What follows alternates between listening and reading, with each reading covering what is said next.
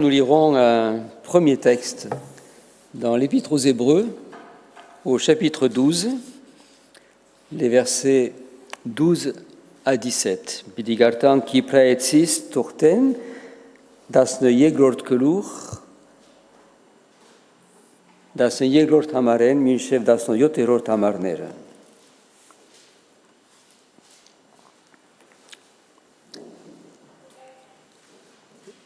Fortifiez donc vos mains languissantes et vos genoux affaiblis, et suivez avec vos pieds des voies droites, afin que ce qui est boiteux ne dévie pas, mais plutôt se raffermisse. Recherchez la paix avec tous et la sanctification, sans laquelle personne ne verra le Seigneur. Veillez à ce que nul ne se prive de la grâce de Dieu, à ce qu'aucune racine d'amertume poussant des rejetons ne produise du trouble et que plusieurs n'en soient infectés, à ce qu'il n'y ait ni impudique ni profane comme Ésaü, qui, pour un mets, vendit son droit d'aînesse. Vous savez que plus tard, voulant obtenir la bénédiction, il fut rejeté, quoiqu'il la sollicita avec larmes, car son repentir ne put avoir aucun effet.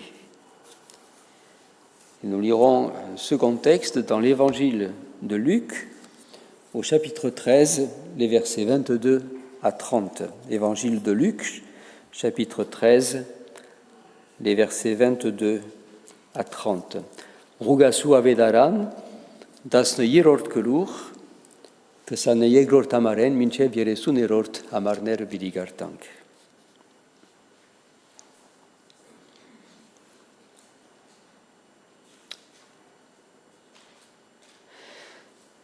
Jésus traversait les villes et les villages enseignant et faisant route vers Jérusalem. Quelqu'un lui dit : « Seigneur, n'y a-t-il que peu de gens qui soient sauvés ?» Il leur répondit : « Efforcez-vous d'entrer par la porte étroite, car je vous le dis, beaucoup chercheront à entrer et ne le pourront pas. Quand le maître de la maison se sera levé et aura fermé la porte, et que vous, étant dehors, vous commencerez à frapper à la porte en disant : « Seigneur, Seigneur, ouvre-nous !» il vous répondra : « Je ne sais d'où vous êtes. » Alors, vous vous mettrez à dire : « Nous avons mangé et bu devant toi, et tu as enseigné dans nos rues. » Et il répondra : « Je vous le dis, je ne sais d'où vous êtes. Retirez-vous de moi, vous tous, ouvriers d'iniquité. » C'est là qu'il y aura des pleurs et des grincements de dents. Quand vous verrez Abraham, Isaac et Jacob et tous les prophètes dans le royaume de Dieu et que vous serez jetés dehors. Il en viendra de l'Orient et de l'Occident, du Nord et du Midi, et ils se mettront à table dans le royaume de Dieu. Et voici, il y en a des derniers qui seront les premiers et des premiers qui seront les derniers. Seigneur, n'y aura-t-il que peu de gens qui soient sauvés ? Le texte de l'Évangile du jour n'est pas un texte très sympathique. Il est un texte qui nous place devant une question qui a été posée à Jésus. On ne sait pas si la personne qui a posé cette question à Jésus était un sympathisant ou un opposant. On ne sait pas si c'était peut-être une question piège qui était posée à Jésus. Toujours est-il que la question nous place devant un enjeu important, et je dirais même un enjeu essentiel. Le salut, la vie éternelle. Peut-être que cette question témoigne chez celui qui la pose d'une certaine crainte peut-être. Peut-être cherche-t-il à se rassurer. On ne sait pas. Quoi qu'il en soit, la question est là et nous sommes là ce matin pour méditer sur cette question et surtout pour méditer sur la réponse que Jésus va donner à cette question. Parce qu'il est possible que cette question nous ait traversé l'esprit parfois, peut-être que même maintenant, nous nous posons cette question. Elle peut être légitime, mais que penser de cette question et la réponse que Jésus a donnée en ce temps où nous terminons nos vacances les uns et les autres, où d'autres sont encore en vacances? Que penser de cette question en ce temps où la rentrée s'annonce assez compliquée, difficile? Certains pensent bloquer en France tout le pays le 10 septembre. Dans le monde, à l'international, ce que nous voyons effectivement que nous vivons dans un monde où c'est finalement la loi du plus fort qui a raison des plus faibles, avec tous ces conflits interminables, tous ces drames. Que penser de cela, de cette réponse de Jésus, sans relativiser tout ce qui se passe autour de nous? Je vous invite ce matin à méditer quelques instants sur cette réponse de Jésus. Efforcez-vous d'entrer. Tout d'abord, il est clair que Jésus ne répond pas directement à la question qui lui est posée. Il ne dit pas directement s'il y en aura beaucoup, s'il y en aura peu. Quelque part, je pense que le Seigneur veut nous faire remarquer que ce n'est peut-être pas le plus important de savoir s'il y aura beaucoup de gens qui seront sauvés ou s'il y en aura peu. Cela n'est pas essentiel pour nous. Généralement, ce sont les sectes qui comptent les élus, ceux qui pourraient être élus. Et alors là, on a une belle panoplie dans le monde de toutes les sectes qui ont régulièrement donné des chiffres sur ceux qui pouvaient être élus et ceux qui ne seraient pas élus. Les plus connus sont les témoins de Jéhovah qui parlaient à une époque de 144 000, mais lorsqu'ils ont atteint 144 000, il fallait bien trouver autre chose parce que peut-être qu'on serait plus que 144 000. Et puis d'autres à l'inverse, alors, il y a certaines sectes aussi, et une en particulier que j'avais rencontrée il y a quelque temps lorsque j'étais à Marseille, qui pensaient qu'il n'y aurait que 8 personnes qui seraient sauvées, comme du temps de Noé. Donc, partant de là, guère rassurant, n'est-ce pas?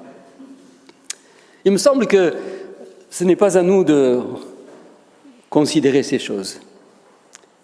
Et nous devons considérer que si le Seigneur ne répond pas directement à la question qui lui est posée, c'est qu'elle n'est pas essentielle.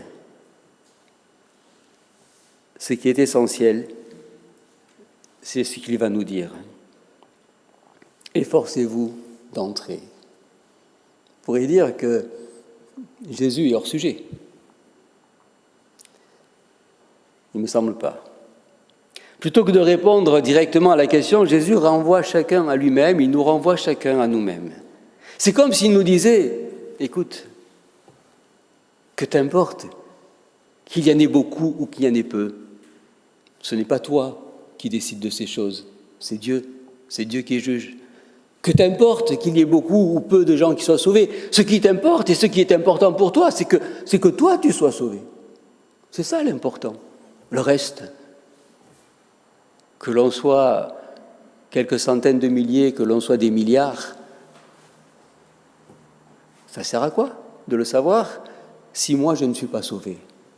C'est ce que Jésus nous dit. Et il rappelle ici dans ce texte le moyen pour être sauvé. Jésus n'a jamais été quelqu'un qui nous disait des choses sans nous donner la solution aux problèmes qu'il pose et qui se posent à nous. Et c'est là où Jésus va employer cette image de la porte, d'une maison, une porte étroite.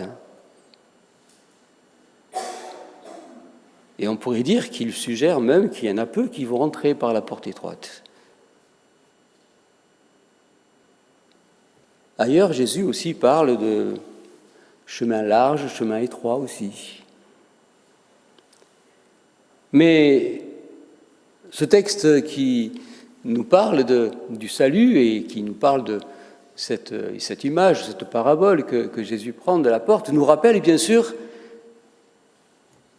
Une autre image que Jésus a employée dans l'évangile de Jean pour nous dire « Je suis la porte. Si quelqu'un entre par moi, il sera sauvé. » Elle est là la réponse, elle est là la solution. Si quelqu'un entre par moi, il sera sauvé. Efforcez-vous d'entrer par la porte, efforcez-vous. Il suffit simplement de croire dans le sacrifice de Jésus-Christ pour être sauvé, parce qu'il est lui-même la porte d'entrée de la vie éternelle et du royaume de Dieu. C'est lui et c'est son sacrifice qui nous permet d'être pardonnés de nos péchés, qui nous épargne la condamnation que nous méritons, condamnation à cause de nos fautes. Jésus précise que c'est là le seul moyen d'entrer. Car il rajoute, « Beaucoup chercheront à entrer et ne le pourront pas. » Sous-entendu, que beaucoup chercheront peut-être d'autres portes d'entrée, d'autres moyens, mais ne pourront pas entrer. On retrouve ici dans ce texte le caractère exclusif du salut en Jésus-Christ. Un caractère exclusif qui heurte beaucoup la pensée moderne aujourd'hui. On aimerait bien qu'il y ait plusieurs chemins qui mènent vers Dieu. On aimerait bien qu'il y ait plusieurs portes d'entrée. Mais Jésus nous rappelle qu'il n'y en a qu'une. C'est lui. Nul ne vient au Père que par moi. Cela peut nous heurter, mais c'est la parole de Dieu, c'est l'Évangile. Nous sommes invités à y croire. Puis, à travers l'image de cette porte qui se ferme un jour, Jésus va souligner aussi une deuxième réalité qui nous heurte aussi aujourd'hui, à savoir que le jour où la porte se ferme, c'est définitif. On ne peut plus y entrer. Ça aussi, ça nous heurte, bien sûr. Ça heurte la pensée moderne. Il viendra un jour où il sera impossible d'entrer, impossible d'être sauvé. Ce jour-là, d'après les paroles de Jésus, il sera possible de se justifier. Il sera possible de discuter, d'évoquer notre connaissance de Dieu, d'évoquer notre vie, on pourra dire des choses. On pourra dire, on a mangé, on a bu, on était à l'église évangélique arménienne d'ici les Moulineaux. En quelque sorte, on se connaît. Et lui pourrait nous dire non. Ce serait terrible, n'est-ce pas? Je ne sais d'où vous êtes, je ne vous connais pas, vous tous qui faites le mal. Il me semble que ces paroles nous invitent bien sûr à entrer par cette porte de notre vivant, mais ensuite aussi à être vigilants quant à notre vie chrétienne, par rapport au mal, par rapport au péché, à être vigilants par rapport à une vie chrétienne de façade, d'hypocrisie, de tiédeur, sans poser bien sûr la question qui se pose et que beaucoup de théologiens se sont posés et n'ont jamais donné de réponse claire et nette là-dessus. Est-ce qu'on peut perdre son salut ou pas? C'est la question que là parfois on nous pose. Il me semble que si nous avons tant de mise en garde dans la parole de Dieu, ce n'est pas pour rien. Nous devons être vigilants. Comme le dit le texte de l'Épître aux Hébreux que nous avons lu, recherchez la paix avec tous et la sanctification sans laquelle personne ne verra le Seigneur.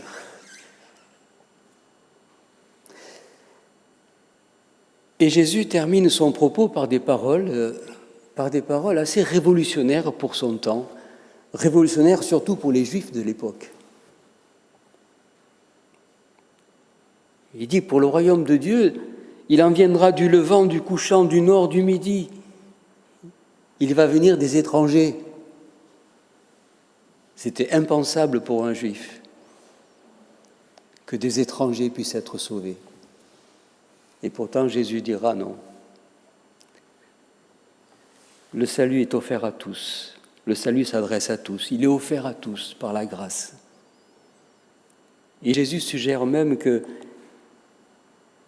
les gens les plus improbables accepteront le salut et que les derniers seront les premiers et les premiers seront les derniers.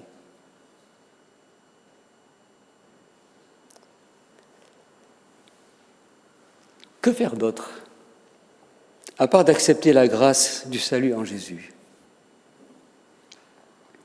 Que pourrons-nous aussi recevoir pour nous ce matin à travers ce texte, si ce n'est bien sûr d'assurer notre salut et d'être vigilants sur notre vie chrétienne? Fortifier les genoux affaiblis. Le texte de l'Épître aux Hébreux nous invite à nous exhorter, à nous encourager les uns les autres, en tant que chrétiens, à persévérer dans la foi. Ce texte de l'Épître aux Hébreux nous invite à réellement nous encourager à persévérer et que nous avons besoin les uns des autres. Et c'est tout le sens de l'Église et le sens de la communauté chrétienne. C'est de nous encourager les uns les autres à persévérer pour ne pas que l'un ou l'autre puisse se priver de la grâce de Dieu. C'est une mission. Je dirais c'est la mission interne de l'Église. C'est une mission à laquelle peut-être on ne pense pas trop, malheureusement. Dans l'Église, bien souvent, on pense plus à se regarder les uns les autres, à se critiquer, à se juger les uns les autres, à parler sur les uns et les autres, plutôt que de s'encourager, à persévérer dans la foi. Je ne sais pas quelle est la dernière fois peut-être que tu as encouragé quelqu'un de l'Église à persévérer dans la foi.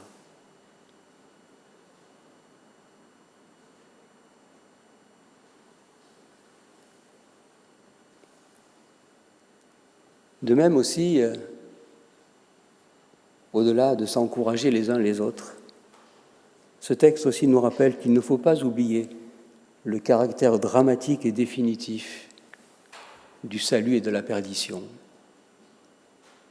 Et que nous sommes invités à être des témoins, que nous sommes invités à ne pas être indifférents à celles et ceux qui nous entourent et qui n'ont pas encore fait cette démarche, accepté le salut, et qui vont se perdre pour l'éternité. Nous devrions être, je dirais, comme l'apôtre Paul le dit dans l'Épître aux Corinthiens, nous devrions supplier les gens. Dans l'Épître aux Corinthiens, l'apôtre Paul dit « Nous vous en supplions, soyez réconciliés avec Dieu ». Il me semble que nous devrions réellement aller vers les autres, vers ceux qui se perdent. Ce sera aussi le thème de notre week-end de rentrée avec le pasteur Jean-Pierre Sivelli sur l'Église missionnelle. Savoir une Église qui n'est pas indifférente à ceux qui se perdent autour. Parce que c'est dramatique, la perdition éternelle. Voilà ce qu'il nous faut faire, en plus d'accepter bien sûr et de veiller. Seigneur, n'y aura-t-il que peu de gens qui soient sauvés? Il semble que, in fine, de façon indirecte, après avoir mis chacun face à ses responsabilités, Jésus suggère qu'il y en aura beaucoup qui seront sauvés, puisqu'ils viendront du nord, du midi, de l'Occident, de l'Orient. Même si, en d'autres textes et d'autres paroles, il dira « Étroite est la porte, resserrez le chemin qui mène à la vie, et il y en a peu qui le trouvent. » Compliqué le Seigneur ce matin. Entre beaucoup et peu, mais c'est si important que ça.